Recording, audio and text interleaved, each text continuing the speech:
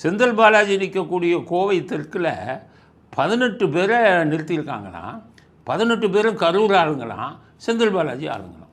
அது அண்ணாமலை பேட்டி கொடுக்குறாரு. என்னையா அது பாருங்க, கோயம்புத்தூர் தெற்கு தொகுதியில் வேட்பு மனு கொடுத்திருப்பவர்கள் பட்டியல் எடுத்து பார்க்கும் பொழுது 18 சுயேட்சை வேட்பாளர்கள் கரூருக்காரங்க இங்க வந்து வேட்பு மனு தாக்கல் பண்ணியிருக்கிறாங்க. 18 பேர் கோயம்புத்தூர் தெற்கு தொகுதியில் 18 பேர்.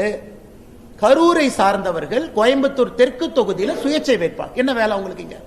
18 பேரை வந்து கரூர் ஆளுங்களை வந்து இங்கே நிற்க வச்சிருக்காரு. இவங்கெல்லாம் யார், எதுக்காக நிற்கிறாங்க? அண்ணாமலைக்கு அரசியல் பத்தாது. உங்களுக்கு அனுபவம் கம்மி தான். நான் இதை பற்றி ஏற்கனவே பேசிட்டேன். ஏன் இப்படி நிற்க வைப்பாங்க? அது எல்லாம் தெரிஞ்சுக்கோங்க. எலெக்ஷன் டைமில் இவங்க என்னென்ன பண்ணுவாங்கன்னு தெரிஞ்சுங்க. அது என்ன விஷயம்னா என்ன பண்ண போகிறாங்கன்னு சொல்கிறேன். அதாவது ஒவ்வொரு யார் யார் நிற்கிறாங்களோ அவங்களுக்கெல்லாம் ஒரு பூத் ஏஜென்ட்டுக்கு வந்து பாஸ் கொடுத்துருவாங்க. அதனால் இவங்க என்ன பண்ணுவாங்கன்னு கேட்டிங்கன்னா, ஒவ்வொரு தொகுதியிலையுமே அந்த திமுக காரனை வந்து ஒரு 10 பேரை நிற்க வச்சுருவாங்க. இவங்களே நாமினேஷன். அப்போ அந்த 10 பேரும் ஒவ்வொரு பூத் ஏஜென்ட்டை கொடுப்பாங்க. பூத் ஏஜென்ட் வந்து அந்த தேர்தல் நடக்கக்கூடிய அந்த இது இருக்குது பாருங்கள், அந்த அறை, அந்த தேர்தல் நடக்கக்கூடிய அறையில் ஒவ்வொரு வேட்பாளருக்கும் ஒரு பூத் ஏஜென்ட். இதில் இந்த சுயேட்சை வேட்பாளர் யாரும் பூத் ஏஜென்ட்டை அனுப்ப மாட்டாங்க. திமுக, அண்ணா திமுக, காங்கிரஸ் இப்படி தான் அனுப்புவான். ஒவ்வொரு இதுலையும் 3-4 பேர் தான் இருப்பான்.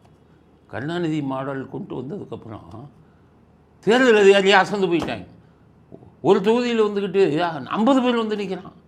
என்னையா போடுறதுக்கு சேர் இல்லை, நீங்கள் யார் 50 பேர்னா? நான் இந்த வேட்பாளருடைய முகவர், நான் இந்த வேட்பாளருடைய முகவருமா.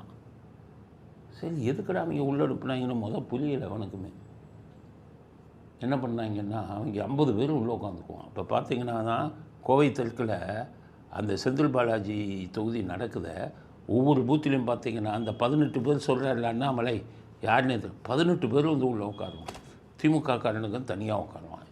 அந்த திமுக காரனுக்கு ஒருத்தர் 2 பேர், 18 பேர் 20 பேர் திமுக காரன் உள்ளே உட்காரும். அங்கே அதிமுக, பிஜேபி அப்படி விஜய் கட்சின்னு இருந்தாங்கன்னா பயமுறுத்துவான், சண்டை போடுவான்.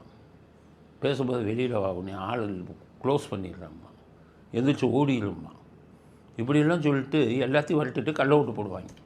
அதே கனவில் தான் இப்போ செந்தில் பாலாஜி கனவில் அதே மாதிரி எல்லாத்தையும் பயமுறுத்தி வரட்டு, நம்ம ஆளுங்க 18 பேர் உள்ளே போயா எல்லாத்தையும் பயமுறுத்தி அந்த பாட்சாப்பை பழிக்காது மிஸ்டர் செந்தில் பாலாஜி.